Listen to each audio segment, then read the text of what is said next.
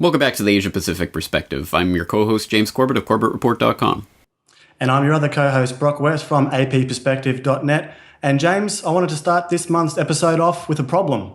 And it's a major problem that I know you personally have spent countless hours exposing and pointing out to your audience.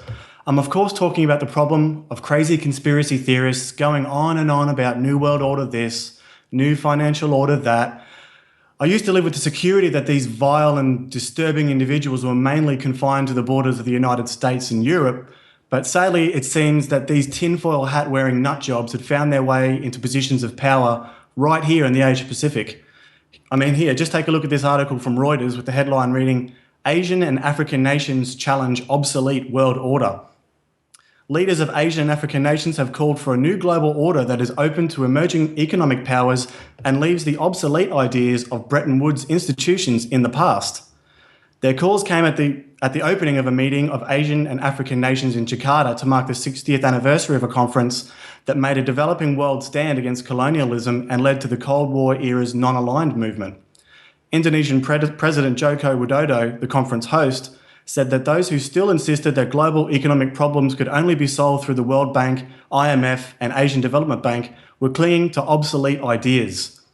Quote, there needs to be a change, he said. It's imperative that we build a new international economic order that is open to new emerging and economic powers. The IMF and World Bank were at the centre of the post-World War II monetary order created by the US and Europe at the Bretton Woods Conference in New Hampshire in 1944.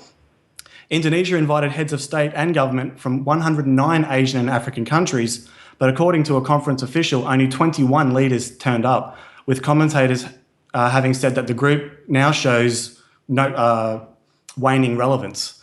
So, James, I guess the only good thing to come out of this crazy conspiracy theorist conference is that it had such a poor turnout, and luckily and thankfully it hasn't spread through the entire region just yet. I'm so relieved to see that the rest of the major players in the Asia Pacific are busy getting on with their jobs that they were elected by the good people of the region to do, and they're not lowering themselves to such pathetic standards. As we can see here in these other articles, New Asian Bank will enhance, not replace, international finance system. AIIB, a useful complementary tool for the financial world order. The New Asian Bank and a New World Order. And at the top of my non-conspiratorial readings is this one from nationalinterest.org, China's AIIB Bank, part of a much bigger master plan, which this article goes on to give an overview to the Honourable and Venerable Henry Kissinger's latest book, the title of which is World Order. So as you can see, James, luckily this intolerable, deluded way of thinking is confined to the insignificant heads of states and meetings, and it's not repeated across countless media outlets. So, James, what are your thoughts on this disturbing turn of events? What are my thoughts? My thoughts are that it boggles my mind. It truly boggles my mind that people still write me trying to convince me that China and the BRICS nations are going to be the saviors of humanity in this coming international world order that they are admittedly on the books trying to create and construct. It is so ridiculous on its face to me that I hope people can understand that when they say they want to replace the obsolete world order with their new financial world order and the AIIB and all of these institutions are going to be backing it up, I hope they understand that that's what they really mean. They really are constructing a new world order from the destruction of the old world order, Pax Americana. And people sometimes say, well, at least China isn't going around invading other countries. No, that's because they're too busy colonizing their own people. And I have a very disturbing article that I'm going to throw in as a related here. China rates its own citizens, including online behavior. The Chinese government is currently implementing a nationwide electronic system called the Social Credit System, attributing to each of its 1.3 billion citizens a score for his or her behavior. The system will be based on various criteria ranging from financial credibility and criminal record to social media behavior. From 2020 onwards, each adult citizen should, besides his identity card, have such a credit code. So this is just another disturbing aspect of what's going on in China. In the Chinese Communist Party, surprise, surprise, is not the savior of freedom and the proponents of freedom around the world. They are just going to try to enslave their own population as much as possible and get everyone else ensnared in the financial net. This is not the answer to the New World Order that we are looking for. The answer, of course, that I've talked about many, many times involves peer-to-peer economy, decentralization, spontaneous order, anarchism, getting away from these systems of control as much as possible rather than putting our faith in another government to take over this. So again, lots of different data points here for people to explore. Don't look for the saviors of humanity to be just another government that's trying to repress its citizens. Exactly. Well said. I mean, all this does, it continues to play into that two-dimensional, three-dimensional chessboard that you've so brilliantly pointed out in the past. And we will touch on that in our third and final segment for today, James. But quickly, let's move on to our second story for this month. And this past April here, April 25th, almost every Australian and his dog were up at dawn commemorating the 100th anniversary of the landing and subsequent massacre that took place at Gallipoli in World War I. With the headline reading, "Don't rock the boat on the Anzac tradition. Freedom of speech is all well and good until you attack our most revered war commemoration." We'll take this article from the Sydney Morning Herald, of all places. Quote, it doesn't pay to question the orthodoxy in this country, as Scott McIntyre, formerly of SBS, an Australian TV network, found out the hard way this past weekend. His career was the latest victim of, as he termed it, the cultification of Anzac, which has likewise claimed our sense of historical perspective and freedom of speech. In 2006, the late author Christopher Hitchens delivered what now is regarded as something of a classic lecture on free speech. The broader point Hitchens made in that speech was that history is so often taught in such a way that country students are made to swallow an official and unalterable story about what took place. The heretic who dares to question that official line does not just have the right to speak, their speech should be given extra protection because what he has to say must have taken him some effort to come up with and might contain a grain of historical truth. And so it surely goes the legend of the Anzacs, whose heroism and bravery is inculcated at every school across the land, and whose honour we toast religiously at this time each year. There tends to be some introspection for sure about the glorification of war mostly, but within narrow, comfortable parameters. Nothing truly contrarian is ventured, no boats are rocked. McIntyre, a sports journalist, learned rather quickly about the outer limits of those parameters. His tweets made some upsetting suggestions that perhaps Australian involvement in World War I was unjustified, that some soldiers Australia dispatched to several parts of the world have been less than ethical in their conduct, and that a commemoration of Gallipoli has, to some extent, become a day of drinking and gambling bathed in crass nationalism. So, James, this article goes on from there to make some interesting points about this series of events regarding the firing of this sports journalist. Firstly, it should be pointed out that these tweets were called out and exposed by none other than Federal Communications Minister Malcolm Turnbull, who apparently upon reading McIntyre's tweets was so appalled and disgusted that he personally got in contact with the chief of the SBS network, which of course is partly funded by the government here, and bada bing, bada boom, what do you know, McIntyre's out of a job the next morning. It really says to me how vital it is that the state maintains this perfect aura about the Anzac at all times, and anyone who dares who speaks out against the validity of the conflicts we've been involved in, or even worse, some of the unethical actions of some but not all of our servicemen, it will not and cannot be tolerated at any given time. Because if we start to bring those types of elements into the conversation, of our own wartime atrocities, then the narrative of this brave and heroic diggers fighting the good fight is suddenly not so squeaky clean. So this is the absolute worst case scenario for any war-loving nation, and to have the full realities of our country's military actions at the forefront of the public's mind, it all of a sudden becomes increasingly more difficult to sell your reasons of why we need to go and join the next war or conflict. James, what are your thoughts on this and the deifying of military actions in the past? Well, sadly, that phenomenon is not specifically Australian. It is worldwide. It's everywhere. And of course, I had the same type of indoctrination as a Canadian youth, thinking about the heroic exploits of Canadian military around the world, and the wonderful UN peacekeeping missions where they would kidnap and brutalize little boys and things like that. Well, that's not Canadian military. That's different. That's a few bad apples. Well, Okay, there's so much to say about this, but I guess I'd rather get your perspective, obviously being there in Australia. I've been reading the online discourse around this, and of course there are the outlets that will defend what this broadcaster was saying, and those that are trying to demonize him for saying it, and John Pilger is supporting him and things like that. Kind of what you would expect, I would say. But what's the actual kind of sentiment on the ground there? I'm imagining this is still a fairly socially unacceptable thing to be talking about in mixed company in Australia.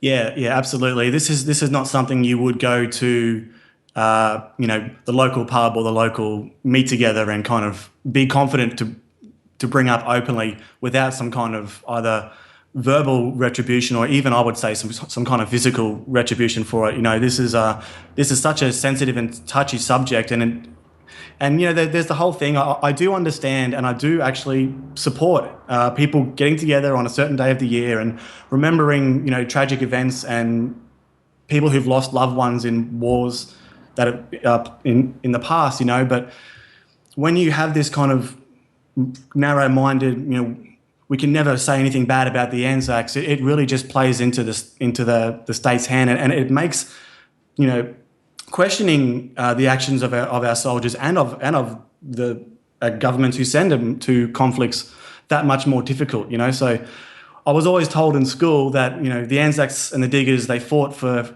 our lifestyle here in Australia and for freedoms and for freedom of speech.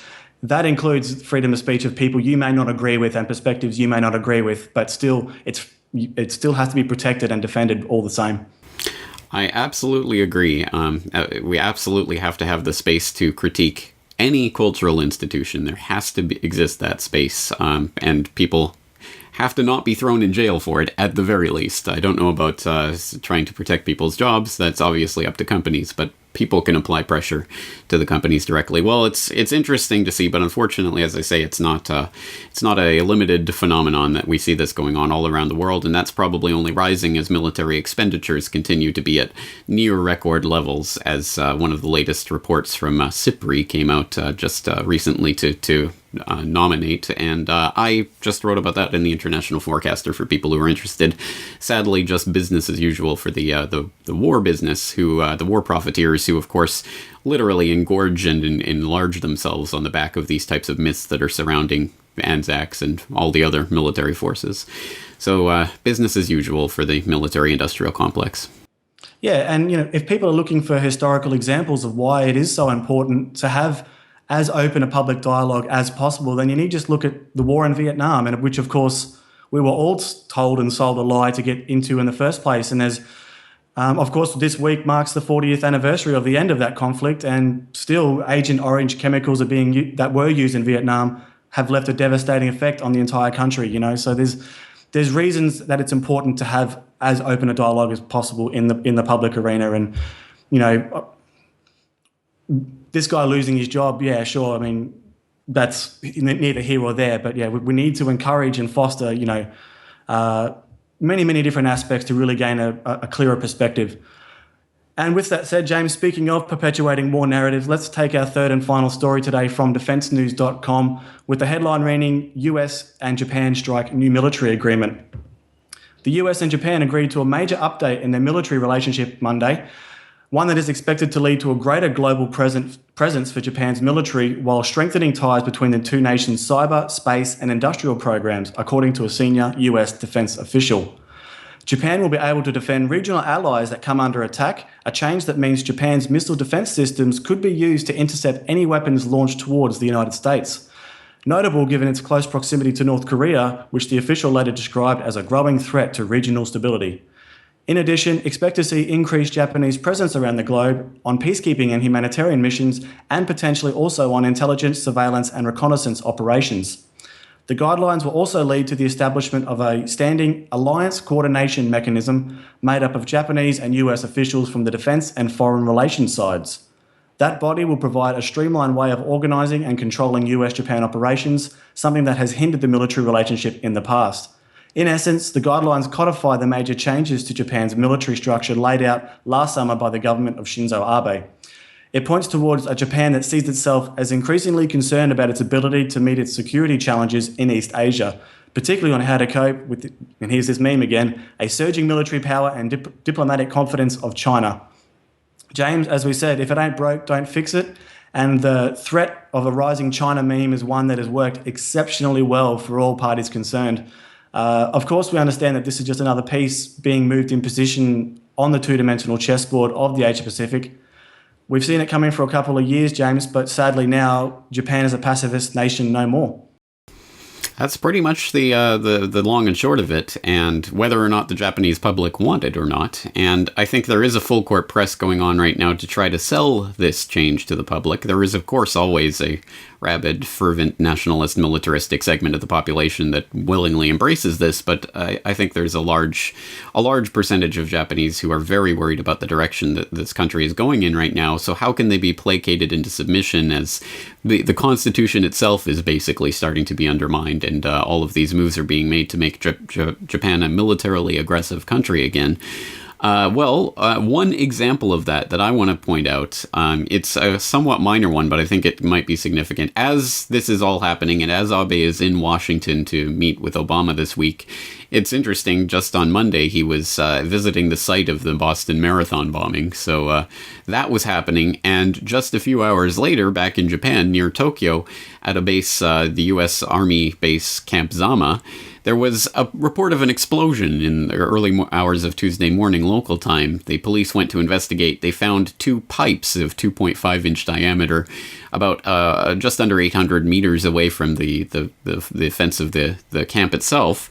And they found a projectile in another field somewhere else, outside of the base itself. And so basically, this is being framed in Stars and Stripes as a rocket attack. It sounds like a potato cannon to me, but anyway, this news is breaking, and it's interesting that a lot of the coverage that's going on right now regarding this new agreement at least includes as a footnote, if nothing else, this rocket attack on Camp Zama that's happening by these radical left-wingers that are probably associated with someone calling themselves the Revolutionary Army, who've done this a couple of times in the past and are supposedly associated, the police believe are associated with a group called Kakuryokyo here, a radical leftist extremist group. So how do you sell this type of war agenda to the public? It's always through false flags of one sort or another, whether that's staging an event like this, putting a couple of potato cannons in a field and saying, look, we're under attack by our own citizens, we have to clamp down on dissent,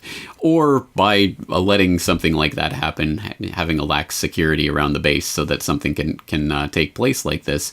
Either way, it sells it in the minds of the public who associate this event with that other event, and it becomes wedded. Oh, there's some crazy leftists who are against this war agenda, but we're not part of that radical fringe group. We're the normal people who are just going to accept this. And so I think that gets embedded into the psychology of this.